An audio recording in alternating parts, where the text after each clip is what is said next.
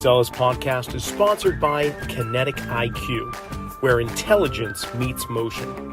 Kinetic IQ brings a biomechanics lab into the palm of your hand, letting you measure movement anytime, anywhere, with just an iPad or an iPhone, and no wearables required.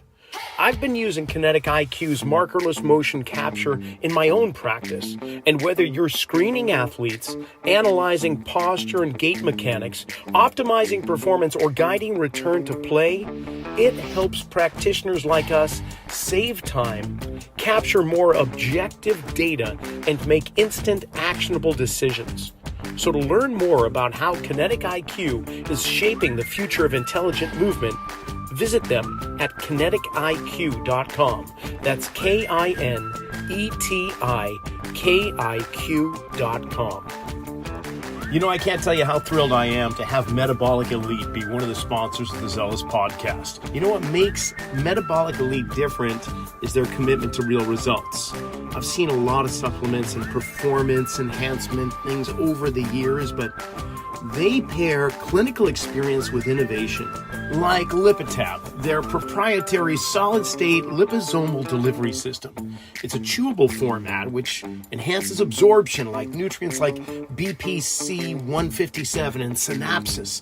They're delivered more efficiently in the body, supporting recovery, focus, cognitive health. Their formulas go beyond the basics, solving performance health challenges at the system level. Every product is tested for quality, it's backed by research, and trusted by athletes and clinicians alike. So learn more at metabolicelite.co. And you can get 10% off all of Metabolic Elite products by entering the coupon code ZELOS, ZELOS. Thanks for tuning in to the Zelos Podcast, the show that's all about the pros behind the pros in sports. I'm your host, Rocky Snyder. This week, Tom Swales is with me. He is a physiotherapist, athletic trainer, and a whole lot more. We got to meet at the Fascist Seminar back in March in Fair Lawn, New Jersey. And the work that he's doing with advanced movement therapy is something we're going to dive into. But we still have a little bit of time before that begins. Remember, we've got one more summit. Providence, Perform Better, August 20th to the 22nd. You may see me there. And at the end of this month, I want to invite everybody to a free webinar that Bobby Aldridge and I are doing through Perform Better. It's called Metrics and Mobility. It's a practical framework for assessing and tracking mobility. Completely free. If you're interested, just go to performbetter.com. Check out my website. I won't go into it, but if you haven't been to rockysnyder.com, please visit it by now. And drop me a line or a review in Instagram at Rocky_Snyder. Click the subscribe button and enjoy the conversation. Tom, turnaround's fair play. I was on your podcast not too long ago, and I just felt like, man, we got to continue this conversation, but do it in my house now. So first of all, welcome to the Zelos Podcast. Thanks for having me, Rocky. It's a pleasure, man. It was great to connect with you this past March at the Fascist Summit in Fair Lawn, New Jersey. That was such a great event. But man, I just want to dive right into it, really. I mean, you developed the advanced movement therapy. Yes. And let's just jump right into what is advanced movement therapy. Maybe give a little background of yourself, real brief, because you could go on judging at the number of certificates on the two shelves behind you that are about to buckle under the weight. Just give us a brief background and jump right into advanced movement therapy, if you don't mind. Yeah. So coming from AT background, PT background, graduating school, I realized one thing: we don't know much, which is fine. School gives us a foundation of knowledge to build upon. And I wanted to be really good really quickly. So what did I do? I started just learning more skills. Started doing my advanced manual therapy certification, took acupuncture, did some osteopathic courses, my RKC, everything under the moon. And everything was great because it would reignite my passion for what I do. But then everybody got the flavor of the month. Everyone gets acupuncture. Oh, I did a course this weekend. Everyone gets this. So you start applying it to everybody, and it works for some people, but not for everybody. You're like, okay, well, maybe I'll go back and use this tool. And it would work for some people. And, oh, well, this doesn't work. I need to take another course. So over the course of 8, 9, 10 years, I've spent almost 100+ grand of courses and certifications, and I start getting more confused because we come out of school with imposter syndrome, and then we go learn a bunch more stuff, not realize what is actually working. So that reinforces the imposter syndrome. And then you start thinking, well, what the hell works? I have no idea. So then I start looking back. I start looking at the fundamentals of all these different systems, all these different approaches, traditional Chinese medicine, fascial stretch therapy, joint manipulation, kinetic chains, physics, all the stuff. And I started trying to figure out, I'm like, what is the through line? What is the common theme behind all these methods and modalities? And it distilled down into 5 core principles. What makes up the human being? The first part of every assessment, we have a conversation. Okay, what's happening in the conversation? Well, I need to ask that person who's in a vulnerable state, what's going on? What are you missing? What are your injuries? I have to create connection and trust, right? Which then creates safety.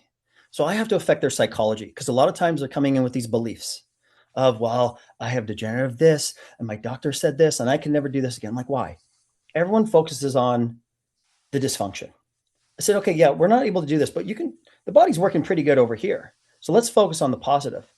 And as soon as we start shifting their mindset into what they can do, all of a sudden their nervous system starts to relax and they start to move better. I'm like, okay, well, what's happening there? Well, I got to now affect their nervous system. So making that shift with words and creating safety in the system, I'm like, okay, well, all of a sudden their pain's gone down and I haven't touched them yet. So what's happening there? How do I measure my effectiveness? And then we start looking at movement. How does the body move as a system? How does the body move individually? Okay, well, now we look at neurology, because muscle testing, movement, that's all outputs. That is just telling us how the nervous system's organizing. And if it feels safe, takes the brakes off. If it doesn't feel safe, puts the brakes on. Okay, so it's a go, no-go system. So that's neurology, right? We do muscle testing, we do nerves testing, we look at cerebellum and the visual stuff, if they've had past concussion. Okay, so that's kind of the communication network in the body. And then we apply manual therapy techniques. And we have all these fancy ways to explain from a mechanistic perspective. Well, when I glide the joint this way in an arthrokinematic fashion, we're improving joint mechanics, proprioception, blah, blah, blah, blah, blah. Okay, well, what are we really doing? We're just changing inputs. When I stick a needle here, we're adding information to the body. And now the nervous system's deciding, does this feel safe? Yes or no? If it feels safe and it accepts it, takes the brakes off. All of a sudden, muscles relax, muscles turn back on, movement improves. Okay, so now we're affecting the biology through the neurological system. And we're applying stresses to the tissues to create adaptive stress, movement, exercise. I said, well, what else is going on? Well, everything we do is molecular. Our DNA is composed of 5 molecules: hydrogen, carbon, nitrogen, oxygen, and phosphorus. Okay, so there's a chemical component. When we eat food, it's broken down into its molecular structure so that we can use it. Okay, carbon, hydrogen, nitrogen, oxygen, and phosphorus. Cool. When we breathe, it changes our neurology, but it also affects our chemistry, right? Either you're too acidic or too alkaline. So now I start thinking, breaking down, because people always ask, well, what is this doing? And we can come up with these terms that we're taught in school, or we can just break it down into its fundamental principles of understanding. Don't show off your intelligence, just make it easier to understand. Easier, right? Because laser, ultrasound, what are these? They're forms of energy. Mm-hmm. And if we apply the right amount of energy, we're going to cause a stress response, and the body's either going to be affected in a positive way. If it's too much, it can be a destructive way. And if it's not enough, it doesn't do anything. So it helps explain what we do, why we do it, and how we do it better. And then I start looking at injuries. Okay, well, we've got this shoulder injury, we've got this back injury, but you know what? Your hips don't rotate and they don't extend, and you don't have a stable base on the foot, and your core sucks. So all of a sudden you're moving more into those painful areas because they move pretty good. So I'm like, oh, injuries are a physics problem because energy moves to the area of least resistance. So if you have a joint that doesn't move, but you have a spine that moves pretty well, guess where you're moving more into that spine. But then all of a sudden we got an overuse problem. You got an Achilles issue. Well, you didn't take twice as many steps on that side, but you don't have a stable base and you can't extend the hip and your glutes not firing up and you got poor cross core reflex. So guess what you're driving off of? That nice big strong calf, because you're not using anything else around it. So now you're accumulating energy or force into the Achilles and it's breaking down. Now it's an overuse problem. I'm like, no, it's an energy distribution problem. And then it's an energy management problem. And then it becomes an energy accumulation problem. So we call it DAM, distribution, accumulation, management. So you got a DAM tendon problem.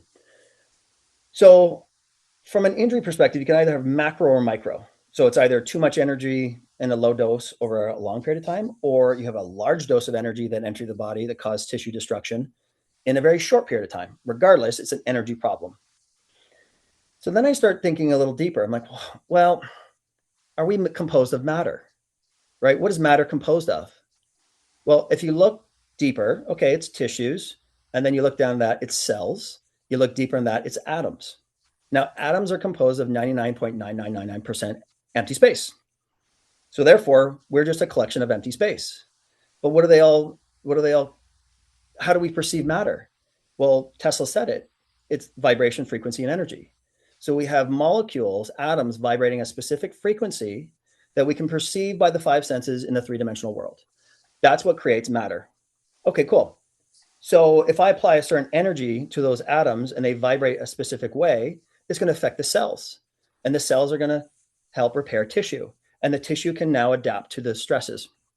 Now, here's where it comes full circle. What also affects matter? Thought. What are thoughts? Because it's a vibration. It's a vibration. Why do most drugs not make it to market? Because of the placebo effect. So psychology is affecting your biology and your neurology and your chemistry, and it's creating the drug that you're missing or the molecule that's missing simply because they believe it. And we can think ourselves into health, but we can also think ourselves into illness. So this is where it comes full circle of understanding the individual human being in front of us through those five principles. Now, I say this and explain it to clinicians. This is for us. This is for us to better explain what we do when we're applying a modality or an exercise or why an injury's happened. And we can explain this a little bit to the clients, like, hey, this is a physics problem, right? This isn't moving. That's not firing up. And you're driving all this force into here. Okay, that makes sense. But then we take a step back and we start looking at, well, how do we develop in utero, right? Through the three germ layers, endoderm, mesoderm, ectoderm. Well, what composes of that? Okay, well, they're just tubes and wires. And then these tubes and wires expand. And then it creates this whole network of tubes and wires. Now, tubes can be nerves.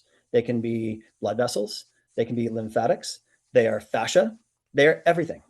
So if you affect one end of a tube, it's going to affect conduction or flow to the other end of the tube.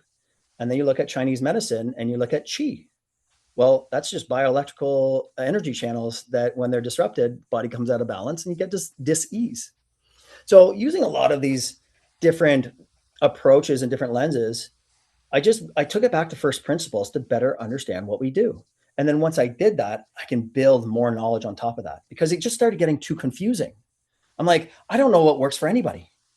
But if I systematize this, if I organize how we assess somebody, we have a conversation. I'm going to look at posture. I'm going to look at movement. I'm going to look at the nervous system. I'm going to look at the parts and the pieces. I'm going to look at reflexes. If I can go through this hierarchy of importance, I can very quickly navigate the very complex individual in front of me in a very simplistic way. And it removes a lot of the guesswork of what do I need to treat first. I'm more interested in the appendix surgery you had 20 years ago than the new neck pain right now.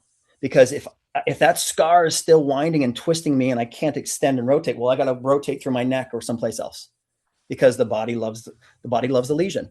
But if I can release that scar and get that fascia to open up, well, now communication and force distribution is going to be more symmetrical through the body. So here, I love everything you've just said. I love how you have,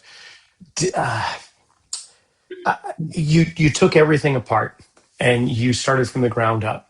Yep. And I'm wondering, what is it like in your world with colleagues, with PTs and ATCs, when you begin a conversation of this manner? I have to go slowly. because not that people cannot understand this. Like I said, we were talking earlier. I almost failed. I almost failed at a physio school because of neuro. I didn't get in the first 2 tries. I actually got into physio school on the top of the shit list. They called me a month before school starts. Hey, we got into a situation. You're on the top of the rejection list. Do you want to come? Yeah, I'll see you in September. Right. So I was never an academic, but because of my extreme curiosity and always trying to ask why am I doing this? Why does this work?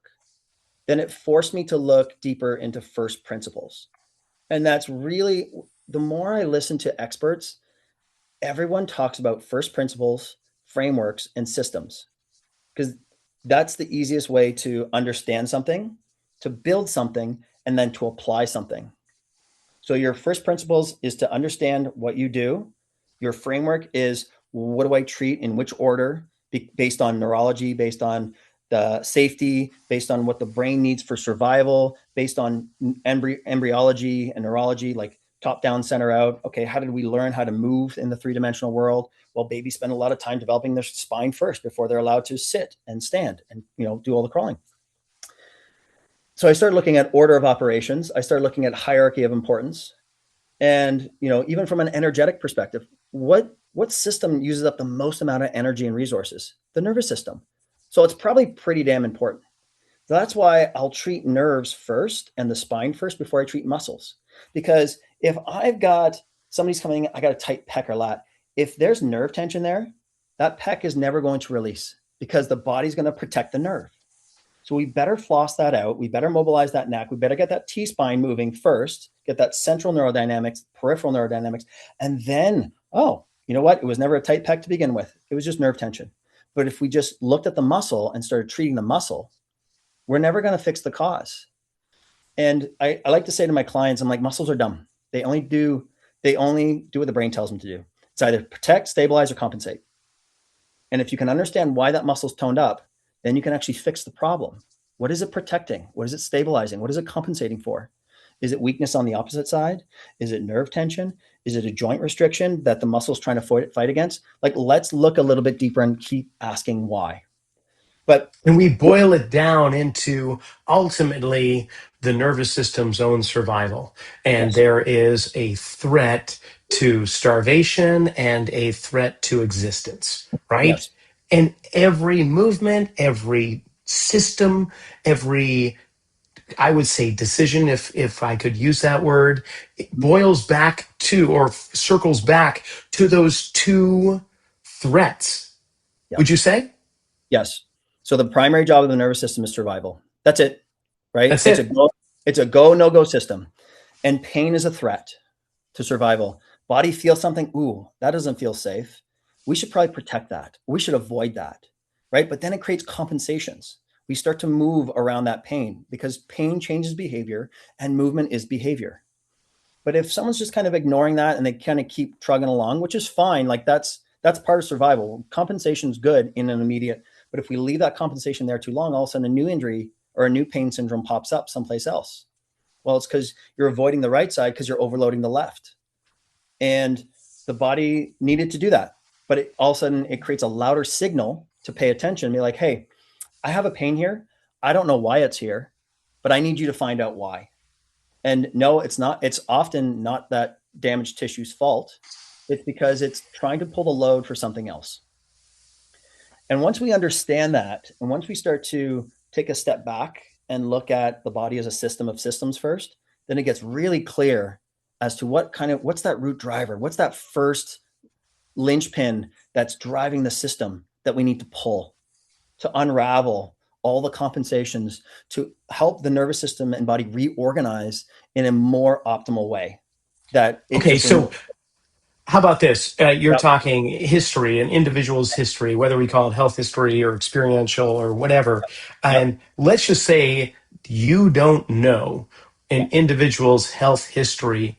Yep. How do you navigate back to the initial insult, the root cause, however you want to label it? How do you roll back the layers of the onion to get to where it all began? So say we didn't take a history, I'm just going to look at what's their posture like. Because the way I define posture It's a physical representation of the organized inputs from the internal and external environment. What is the God, I body love feel? you. I just want to What say is that right now. what is the I body love you. feeling? Right? It's a snapshot. That's all it is. We That's can't it. diagnose from that. There's no diagnosis. Someone's got a tilt. You don't know why they're standing like that. They're just, the body's trying to do the best it can. And Strategy. it might be avoiding something on one side. It might be leaning in, protecting something else on the other side. I don't know. But then we can look at, well, there's muscle atrophy here. So you start thinking about what nerves innervate that muscle. Okay, there's winging of the scapula. Well, it's serratus anterior, force couple issue. Like, we can come up with all kinds of things, but we don't know why. And then once we look at posture and it gives us a guide as to what we might want to look at a little bit deeper. And then we look at, how does the body move as a system? Can you bring your chin to your chest? Yes or no? Any pinch pain pull? Look up towards the ceiling. Are they hitting 10 degrees from parallel? Can they rotate? Okay. Can you bend forward, touch your toes? Can you back bend? Right? Any pinch in the back, any pull in the front? Can you rotate symmetrical? Oh, rotation's a little bit different that way. And I always ask the patient, does one side feel different than the other? Because oftentimes they're like, I don't have pain, but does it feel different? Is it more effort? Yeah, it doesn't feel like I can move that way. Yeah, you're right, because your pelvis isn't coming around with you. So there might be some hip issues. There might be some stability issues. I don't know. So we're taking another layer of, okay, well, here's the static movement. I know that's kind of a contradictory saying, but we're just looking at how they're organized. And then we're looking at how the body moves as a system. Can you stand on one leg? Yes or no? Oh, geez, I can't stand on my left leg. Yeah. And all your pain's in the right knee, isn't it? So if you're running and your brain knows, well, standing on the left leg's not safe. So guess what? You might be doing a little bit more to that right side. You might be hitting the ground a little harder. You might be staying a little bit longer on that right side. When you squat, you're probably shifting to that right, safer side, because the brain's like, well, I don't feel safe on the left, so I'm just going to keep overloading the right. And all of a sudden, now you got a pinchy meniscus or a pinched low back or an Achilles issue, right? So we look at how the body moves as a system. And then the next part of the algorithm is, I want to see what your nervous system's doing. Let's look at central neurodynamics, slump test, peripheral neurodynamics, straight leg raise. I want to know if the nerves are sliding and gliding, because if they're not, they're going to create a lot of tightness. And I'm going to use the air quotes, tight, because it's not tight muscles. Those are muscles protecting. Muscles are protecting. Nerves don't like to stretch. And if nerves aren't sliding and gliding and they're restricted, every muscle that they innervate, they're going to tell the muscle, hey, I need you to protect me. Because survival, if you tear a muscle, you can still run away. If you tear a nerve, you're toast, especially if you do some damage to the central. So what takes priority? Central neurodynamics. I need to know, does that dural tube and spine slide and glide, or is there compression in any of those segments? And then once we move and then we look at myotomes, right? Is there a nerve conduction problem? Is the electrical system communicating to the muscles? Because oftentimes weakness is not weakness. It's muscle inhibition because it's not getting full signal, and nerves fatigue very quickly. So we check the myotomes. Okay, cool. Sometimes when we put the neck in flexion extension, it gets worse.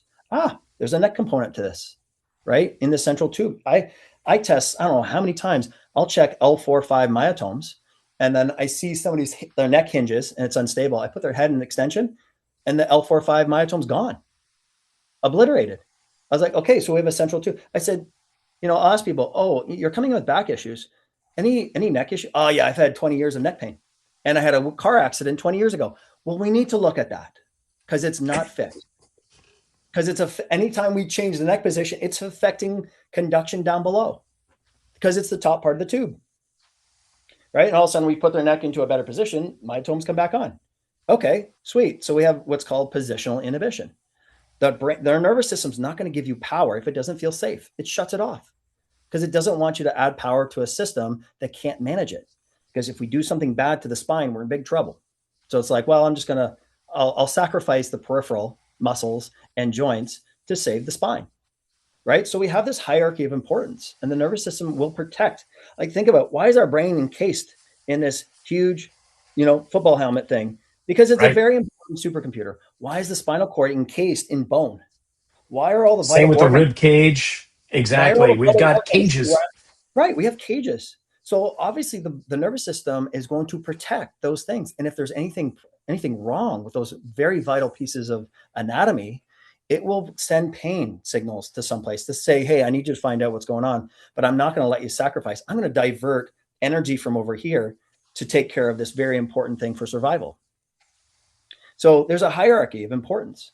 The brain cares more about the neck than it cares about a shoulder. If you've got a neck that doesn't move, or there's nerve impingement, the shoulder's going to get abused. But what else supplies the shoulder? C5, C6, 7, 8 for all the lats and pecs and triceps. C7 nerve root causes rotator cuff problems because brain's like, well, I have C5 available and M5-6, but C7 turns off when I look up. So we look at the electrical system. And then if in the history, they're like, I've had past concussion, whiplash, or any kind of collection of injury on one side of the body, I want to look at the cerebellum because the cerebellum controls rate, rhythm, and force and accuracy. So if they've got a collection, I've got right shoulder, right low back, right hip, I'm like, oh, has that always been and like pain that? inhibition, right? Yeah. And pain inhibition. So the brain's like, okay, well, we got one side firing up different than the other. And all of a sudden we do Fukuda tests or we do some cerebellar tests and it's showing there's cerebellar issues. Well, we got different firing rates. And now we're going to have an overuse problem on one side because one side's firing up differently. And then we look at the parts and the pieces. What's optimal, right? We want to see hip rotation, 40 to 50 external, 30, 40 internal. If it's there, great, move on. If not, I want to know, is that soft tissue or is that a capsular restriction? Because those are two different solutions, right? If I have a hip that doesn't rotate, guess what I'm going to rotate more into? Low back. Guess what's designed not to really rotate that much? Low back. They rotate 1 to 3 degrees maximally. And Yep. it's not designed to rotate. But the hips and the T-spine are. So you got a T-spine that doesn't rotate, and then you have hips that don't rotate. Guess where all that rotation likes to go into? Oh, the back moves that. Let's just put it into there. Not designed to do that. So now all of a sudden we got chronic low back issues. And you golf. That's a problem. Right? But even with running, we're still rotating, but we gotta be able to force transmit. So we might look at cross cord reflexes. Maybe the slings are off. Maybe the timing's off with the core and the pelvis. And we can do like biofeedback testing and muscle testing to see if it's influence or not. So there's lots of things, but we go through there's an algorithm.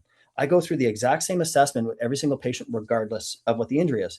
So I want to know, okay, yes, you've had this surgery, but I want to know what kind of compensations we need to correct while we treat this thing. Or I want to know what's not pulling its weight. Where are you transmitting force into? What are you avoiding? Because all of this will take that energy, take those forces and accumulate it into wherever it moves really well. Whatever the brain can find, it will fire. What it can't find, it will not fire. Okay. If you can't feel it, can't find it, can't fire it. So the brain will avoid it because the brain will not waste energy trying to force range of motion into something that doesn't move. It's too hard. It's energy expensive. Oh, I rotate really well over here. I'm just going to do more of this because it's easy. We're just going to take a quick pause from this conversation to acknowledge our sponsors, and then we'll be right back. The Zelos Podcast is sponsored by Kinetic IQ, where intelligence meets motion. Kinetic IQ brings a biomechanics lab into the palm of your hand, letting you measure movement anytime, anywhere with just an iPad or iPhone. No wearables required. I've been using Kinetic IQ in my own practice, and whether you're screening athletes, optimizing performance, or guiding return to play, it helps practitioners like us save time, capture more objective data, and make instant actionable decisions. So to learn more about how Kinetic IQ is shaping the future of intelligent movement, visit kinetikiq.com. That's KINETIKIQ.com. At the forefront of metabolic elite is Jim Lavelle, internationally recognized clinical pharmacist, a chief science officer at Lifetime, and the co-chair for the American Academy of Anti-Aging Medicine. He's got over 4 decades of experience and has guided Olympic athletes, professional teams, and leading health institutions. You know what makes Metabolic Elite different is their commitment to real results. Like Lipitab, their proprietary solid-state liposomal delivery system. It's a chewable format which enhances absorption like nutrients like BPC 157 and synapses. They're delivered more efficiently in the body, supporting recovery, focus, cognitive health. Their formulas go beyond the basics, solving performance health challenges at the system level. Every product is tested for quality, it's backed by research, it's trusted by athletes and clinicians alike. And you can get 10% off all of Metabolic Elite products by entering the coupon code ZELOS, Z-E-L-O-S. You know, Yeah. we've both studied under Eric Cobb with Z Health and Applied Motor Neurology (AMN), and I'm sure there's several others that we've probably been maybe not in the same classroom at the same time, but we've visited these. And so we're very much into the autonomic nervous system, sympathetic, parasympathetic responses, what with the output based on what kind of input we're affording the individual. But then we don't often talk about the thalamus, like the gatekeeper that determines threat as well. Right. So I just want to spend a moment talking about thalamic responses and like how do you suss that out? How obviously it's quite easy to see if there is some type of sympathetic or parasympathetic response, but how do you feed up into the thalamus? So the thalamus is all the information has to go through the thalamus, right? Right. And then it's going to decide, is this a threat or this is a non-threat? And somebody who's in a very high sympathetic state, everything's perceived as threat. So now the question is, well, how do I reduce that threshold of them being in this sympathetic state? And I find the more complex somebody is, the more things going on, the more simple it has to be. I go Breathe. after breathing. Every single time they're breathing like this. And I'm like, okay, let's just take this down first, because breathing is that bridge between the sympathetic and parasympathetic. Breathing, it is controlled by our emotions, but our emotions can also control our breathing. So when we're happy, our breathing changes. When we're sad, our breathing changes. But if we're conscious and aware of it, because most people aren't even aware of what they're doing. But like, do you ever notice how you're breathing? No. Do you know how many breaths you take in a day? No, I don't. 24,000. You're doing 24,000 shrugs every single day. No wonder your neck. And you wonder why your neck's bugging you. Yes. Yeah. So I said, well, let's try and change. Let's make them aware of their breathing first. Let's just try and get them out of that. Because if someone's so sympathetically driven, everything's going to push them over that threshold. It does not matter, because getting them to exercise and move and they feel unsafe, I can't do that. Well, it's not helping. Okay, let's go after the first movement that we learned to do, breathing. And we didn't even have to learn to do it. We just screwed it up as we got older. Babies come into this world, they breathe reflexively perfectly, right? But then all of a sudden we sit, we're not moving enough, we have pain, we've got past history that all of a sudden changed our breathing patterns. It's the first movement we learn to do when we come into this world. So oftentimes it's the first movement we need to fix before we do anything else. Because if we don't fix the breathing and we start stacking movements on top of that, well, if you got crappy breathing, those movements are crappy. We're stacking dysfunction on top of dysfunction. So let's go after that first, because it shifts the nervous system. It changes our chemistry. It allows biology to change. So it reduces inflammation and it builds that connection and that trust. Oh, okay, I feel safer now. Great. Now let's move the shoulder. Now, I can move the ankle now. Thank you. Right. But it just created a shift. I don't think we need to, the neurology is more complex to understand it than to apply. I think the principles that we need are more simple. So yes, the brain is an amazing thing, and we know very little about it, and we're knowing a little bit more. But if we understand those underlying core things it's looking for from a survival perspective and what the person in front of us is missing, we can make that shift right away. We can use tapping, we can use vibration, we can use all that, right? We know how that affects the thalamus. It downregulates the amygdala when we do EFT, emotional tapping. The functional MRIs have proven that. When we do a couple minutes of tapping, that vibration creates a calming effect. It discharges the sympathetic electrical system. And all of a sudden, things relax. Okay, great. I've moved you away from this threshold of sympathetic. Now I got a little wiggle room to add a little bit more stress to your body. And then if we jump over that threshold, I'll just bring you back down. But it's making people aware. Like the first type of breathing we make people do is just breath awareness. How are you breathing and where are you breathing into? And for most people, it's just like, let's just do some, 4 seconds inhale, 8 seconds exhale. Let's just double that exhale to shift you into parasympathetic. And then once we have that, now we can stack on intentional hyperventilations. We can do Sufi breathing techniques. We can do breathing behind the iron shield and all that stuff. But that's sympathetics. But that's intentional, right? We can manipulate our breathing to either improve performance, but we can also use it to downregulate. But it's being aware of what state you're in and what state do I need to be in order to manipulate my breathing. So if I'm aware of my breathing, I can take control of it because it's conscious and it's unconscious. But if we're not realizing what we're doing, then we do not have control of our nervous system. So fantastic. I mean, there's an overarching repeated theme here of what you've been saying, which is the more complex, the more we go back to basics. No Back to matter, basics. Yep. whatever we're talking about, the person, the environment, and everything else, if you're feeling, even if you've got the paralysis through analysis, the surefire way of getting out of that, let's just start with the basics. Yep. Can this occur? Can that occur? Yep. What's different? What's missing? Those type of things. So I got this. I'm always curious about, like you said of yourself, coming out of the gate at school, they gave you, well, enough to be dangerous, right? But what you do after that really takes a lot of the danger away, as far as I'm concerned. So what's one belief about rehabilitation that you held early in your career that you've like completely abandoned? Yeah. If I gather enough tools, I can fix everybody. And that was if I have this tool, it's going to solve all my problems and I can help more people. Oh, that didn't work. On to the next tool. If I gather enough tools, I'm going to be amazing at this. I got really good with the tools. Again, I did not have the deeper understanding of which tool to use at the right time for the right person for the right purpose. And that came with structure and systems. That came with a deeper understanding of first principles and a framework to build all this knowledge on top of.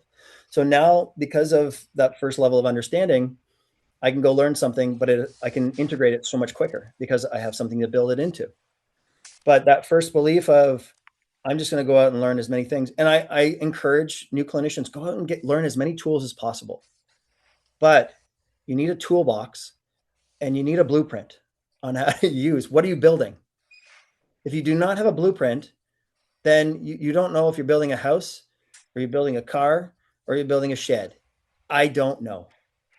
If you don't have a toolbox to know which tool to pull out at the right time, well, you got this amazing hammer called dry needling. Everything's going to look like a nail, right? And so many people get fixed on a tool. You get so good at a tool that you find every reason to use this tool. I'm like, no, that's not clinical decision making. That's not being a clinician. That's a technician. You're just applying a tool for the sake of applying a tool. That's not clinical reasoning.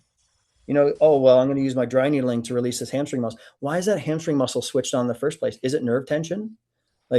Is it? And honestly, I'm so glad you brought that up because it's been leading down to where I want to go next, which is the whole concept of weak versus strong, inhibited versus facilitated, however you want to say it. We at least in the fitness industry, have been drummed through the fact that this muscle is weak.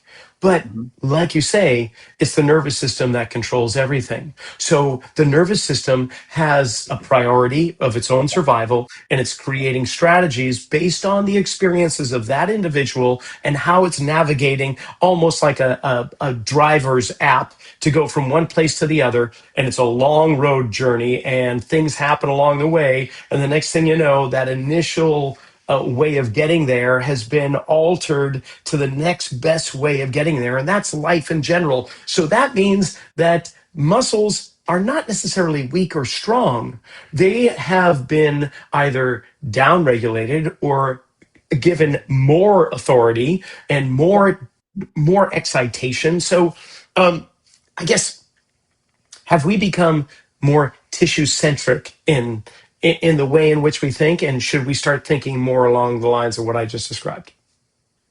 We need to do both. So let's go back to the muscle inhibition. So you test a glute, right? You get them on the table and your glute maximus is inhibited.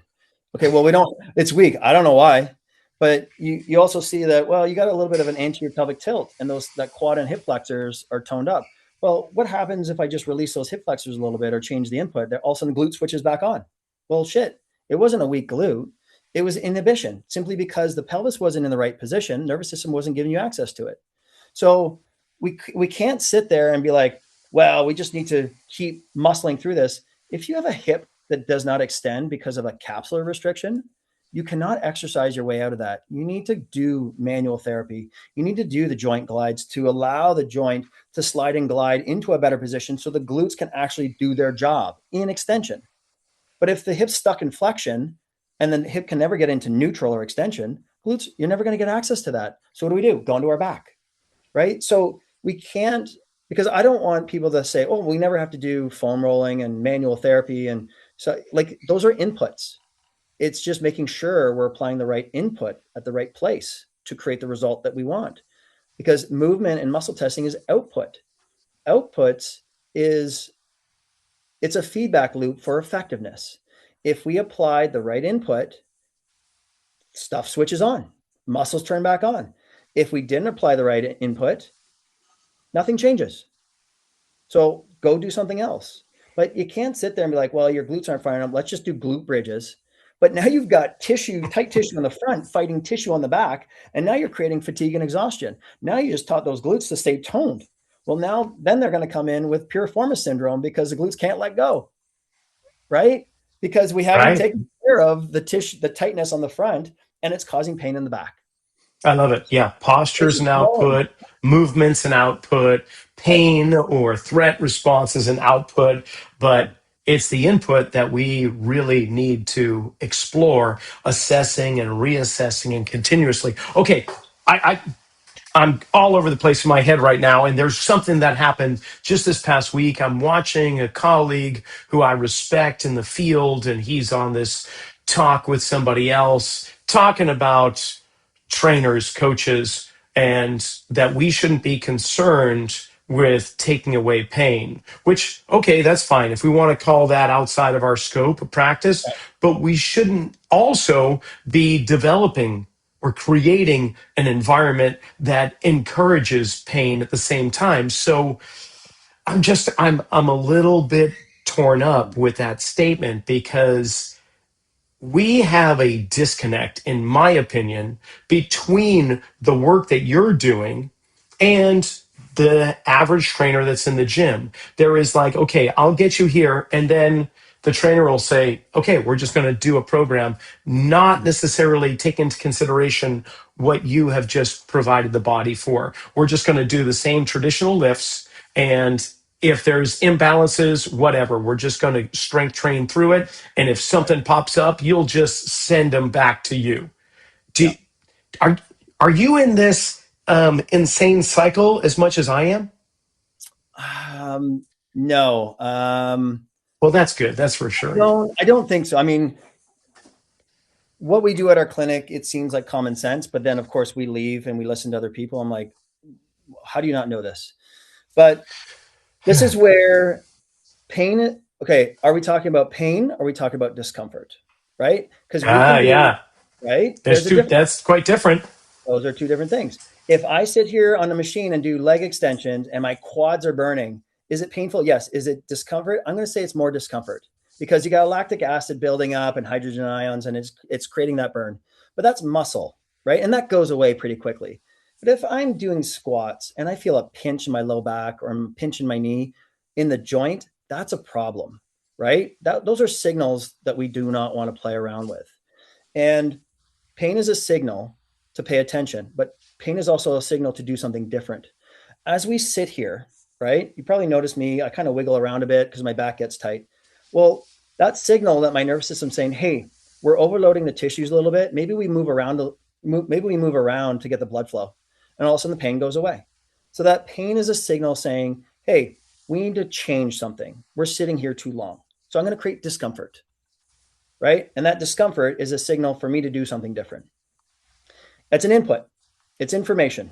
It's saying, let's do something different, change position, blah, blah, blah. If pain is lingering around after an exercise and it's in specific joints, tendons, excessive tone or tightness, then we got to start questioning, well, why is that there? What are we doing in the movement? Because we can't keep training through that because one, we'll either keep overloading it until it fails, right? Then we cause macro trauma, or the body shifts away from it and loads differently. And then all of a sudden we cause a problem someplace else. So we need to understand the difference between discomfort and pain. And what are those? What kind of sensations are those? So making the athletes aware of, there's normal discomfort with training. Yep, muscles burn. That's okay. But I also don't want sharp. I don't want electrical. I don't want stabbing. Those are bigger signals. Those are bigger signals to Certainly. pay attention. I guess what So I'm saying is like we both have framework. You've got a certain methodology. I've got a framework that yeah, takes these into consideration, no matter where you are on the spectrum yeah, of like rehabilitation and optimal performance, and they carry over the entire way, so that now the exercises that are being selected in the strength environment, in the weight room, and so on, should be dictated by the nervous system. It should be dictated by the structural positioning. It should be dictated by that more so than your repetition max test or what the strength conditioning textbooks are suggesting as a program. I guess that's what I'm getting at, Tom, is like there seems to be that all this work and then we drop it off and we enter the weight room. At least that's what I'm seeing. And I feel like the work that you're doing right now and the framework that's been developed needs to continually carry on into guiding individuals along the course that you've been doing, but also with resistance training, foam rolling, mobility drills on the playing fields and so on. Do you know what I'm getting yeah, at? yeah. So I'll give you an example, and I can talk about this. Mitchell's fine with it. So I've had the privilege to work with Mitchell Hooper, World's Strongest Man, and we actually just went to World's Strongest Man, and he won again this year. And the first time he came and saw me back in 23 after he won the first time, he's like, "Hey, I'm told I need to come and see you." I'm like, "Sweet, come on in," because he's from Barrie. And I was like, "What's going on?" He's like, "Well, I always have this kind of right knee, right groin, right low back issue." I said, "Okay, cool. When does that get worse?" "Squatting." I said, "Okay." I take him through, look at his posture. He's had some concussions. So we looked at his convergence on his left eye is a little bit off. His Sharpen Romberg, he falls a little bit to the left. I'm like, okay, that's interesting. And then the one test that we looked at, I had him squat. I said, "You notice you shift to the right?" He's like, "Yeah, I don't know why." I said, "Okay." I said, "Stand on one leg for me." He stands on his right leg, 10 seconds, eyes closed, no problem. Stands on his left leg, falls in 2 seconds. Well, that's a problem. Especially when you're lifting so much weight. Right. So the first time I saw him, this is the first treatment, first assessment. We did some testing. Obviously, he's very stiff. That's fine. Like that's going to be his structure. I'm not going to get him to do yoga. But one of the other interesting things we found is I was testing his glutes. And as soon as I dropped his head into extension, his both glutes shut off. I was like, "You're doing all squats with low back and quads." Because what are you doing with the neck in the squat position? You're dropping Extending. right. So for some reason, it's creating inhibition down into his glutes. I said, okay. So we did a little bit of rib mobility, got him in the gym, did a little bit of dural decompression, L-DOA. We did, what was the first thing? We did some eye exercises to the left to get his convergence going. We did a little bit of rolling patterns. And then I gave him a bird dog, right? Give him a little bird dog exercise with the neck around to get him into neck retraction, right? And just do some hip extension. And then the last exercise I said, okay, before you squat tomorrow, you're going to do these exercises, and then you're going to put a band around the head to teach the neck to stack better. And then immediately he's like, "Oh, I can squat so deep when I do this." Awesome. The next day he texted me, "I just PR'd back squat 800 pounds for 4 reps. No pain." Boom. Amazing. But what did I do? I did rehab, but I gave him what he needed. How did rehab exercises unlock his performance? Because I just applied what he's already the world's strongest man. I'm not going to have him sit there and do more squats. He knows how to do that. I Yeah. had to balance out his system so that he started to shift weight onto that left side, get his glutes firing up, get his neck into a better position, and unlock potential. That's all I did. I removed the brakes. Now, on the other end, we have an 85-year-old lady. She likes to come and see us. She doesn't like to go to the other rehab facilities because that's for old people. And she's got balance issues. She's all kyphotic, and she's worried about falling. What do we give her? Deadlifts. We give her agility ladder, and we will get her to walk on the balance beam. You could say those are high performance. No, they're not. They're rehab. But I gave her what she needed, and all of a sudden her balance gets better. She's got less fear of falling, and she's stronger. So Oh, thank you. it depends on the person in front of us. But this is why the assessment is so important. I could look Huge. at Mitch and be like, well, all right, we need to do strength stuff. No, I don't. I needed him to do some very basic things that his brain could not figure out how to do. I just need to change the inputs in his body so that his nervous system felt safe to shift over to that left side to squat more symmetrically. I gave him back his glutes and his neck position because when his neck was coming up, nervous system said, I don't like this. I'm just going to reduce power. And that power reduction was ending up into the right side of his body. Right?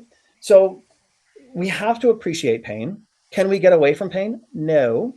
But we also have to know that pain is inhibitory. It's not high performance. Pain is a stop signal, not a go. And if you keep ignoring that over time, it will put the hard brakes on by letting something is going to go.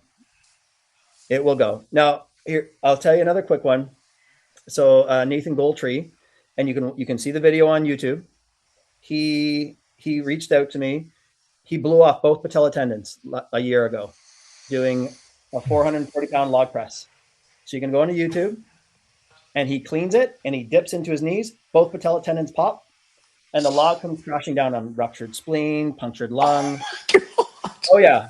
You just see. Now, he had knee pain going into this. He's been dealing with it for years. So guess what? He dipped into that 440-pound log into lumbar extension, nervous system let go, shut off both legs, and tore both patella tendons off. Now, a year later, he came to me. He's like, I've had knee pain for 9 out of 10. He's like, I can deadlift 800 pounds. I cannot go downstairs. I cannot load into this. I was like, fly out and see me for 3 days. First day, he's got foot weakness. Anytime I tested his foot with his glutes, shut off the glutes and the hamstrings. His hamstrings weren't firing up. Glutes aren't firing up. Core, all kinds of neurological stuff. Guess what was working pretty good? His quads. The only muscle group that was actually doing anything right now is his quads, but he kept getting patellofemoral compression. So after the first day, we decompressed, gave him some mobility stuff, balance stuff.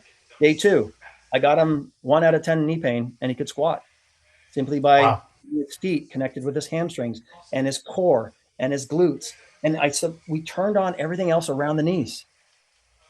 And then the third day, we got him back on the squat bar. I got him kettlebell swinging and front squatting. He's like, this is amazing. He's like, I have no pain. It's like, awesome.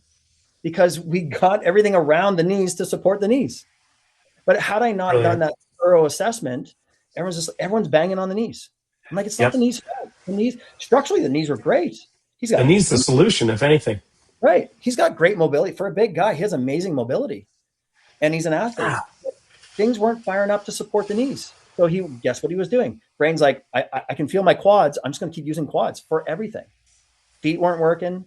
Hamstrings weren't working. Glutes weren't working.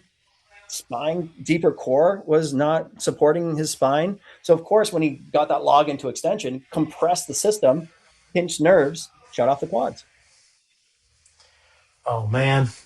Tom, I love it. I love these stories. And I'm sure you've got a whole drawer full that you could just pull out and share more. But I don't, I've taken so much of your time already, and I feel like volume 2 is somewhere in the makings. But tell you what, if people want to learn about advanced movement therapy or any work that you're doing, anything that you have out there in regards to research, blogs, books, website, and all that, where can we go? So amtcertified.ca, that's our education platform. You can look at the certification. We've got some smaller courses in there, running. We've got breathing. We've got a couple of mini courses in there that we're putting together. SAM scans in there, self-awareness movement scan. This is something that I teach to coaches, to teach the athletes on how to create greater self-awareness through self-assessment, looking at 3 cerebellar tests and global movements, and then creating symmetry. It saves a lot of time on the back end of like what rehab exercises or corrective exercises. But again, if we have a level of symmetry in our body, when we go do something symmetrical, there's a less likelihood of something getting overused. So we want to make sure that we can balance on both legs. We can squat, we can bend forward, touch our toes. Like they're very basic movements, and it takes less than 3 minutes to do. And if we can teach our athletes to, which is what I do, now they have a tool for themselves. You're like, hey, did you scan? Oh, you know what? Rotation's off. Is it your T-spine or is it your hips? Oh, it's my hip. Go put the band on there. What do you feel with the hip? I feel a pinch. Probably a joint problem. Go put the band on there. Do some clamps, some side steps, recheck. Oh, that's clean. Great. Let's go train. Right now, we don't have to sit there and foam roll everything and mob everything and activate everything. You need 3 exercises, but you need 1 scan, and it removes a lot of the guesswork. So lots of education there. Instagram, swales.tom. Lots of longer format on Tommy Swales on YouTube. But you can find me on all the LinkedIn, all kinds of content, free content there. And then, of course, my podcast, Staying Relevant, which you've been on, which was a great episode, by the way. I had so much fun. And this is volume 2. So for the listening audience, definitely head over to Tom's Strictly Relevant. Strictly Relevant? Staying Relevant, the future of rehab. Staying Relevant, sorry. All right. Man, are you going to be presenting anywhere? Like, when are our paths going to cross? I'm at SWATA, Southwestern Athletic Trainers Association. I'm teaching 2 workshops there. I'm doing my neuro hacks on how to move better and reduce pain in 60 seconds or less using some neurological stuff.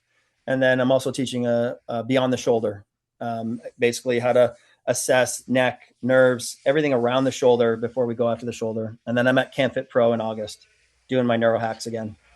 I think I'm just going to come to Ontario and hang out in your place for a few days. That's all there is to it. Man, thank you so much. I appreciate you. I appreciate you too. Thanks, Rocky. So we're going to put a thumbtack in that one and maybe revisit another conversation down the line, because there's so much more to unfold with Tom. I can't thank him enough for coming on. Remember, we've got one more functional training summit with Perform Better. That's going to be in August 20th to the 22nd in Providence, Rhode Island. If you haven't been to one, sign up now. And if you have been to them, you're probably already registered. Remember, Tuesday, July 28th, it's going to be noon Eastern, 9 a.m. Pacific, a free webinar between Bobby Aldridge and myself through Perform Better called Metrics and Mobility, a practical framework for assessing and tracking mobility. Be sure to check it out. You can go to my website, Rocky Snyder, or performbetter.com for more information and review this podcast. I'd love to hear your thoughts and who else you'd like to see on the show. And you can do that on Instagram at Rocky_Snyder. And have yourself a great week. Here's one more listen to our amazing sponsors. Remember to check out metabolicelite.co. Check out all the products they have on their website. Synapsin Pro is something I've been using to help stay focused without having to over-caffeinate myself. It keeps me in the zone so I can just really hone in on the things I need to achieve without feeling like, man, I gotta reach for an energy drink every 5 minutes. metabolicelite.co. And don't forget, Kinetic IQ. They've got markerless motion capture for morons like me. I can use their product with my iPhone or my iPad. I can look at posture analysis, movement analysis of any exercise, gait analysis. It gives me everything I could possibly want when tracking people's movements. So, check out kinetikiq.com.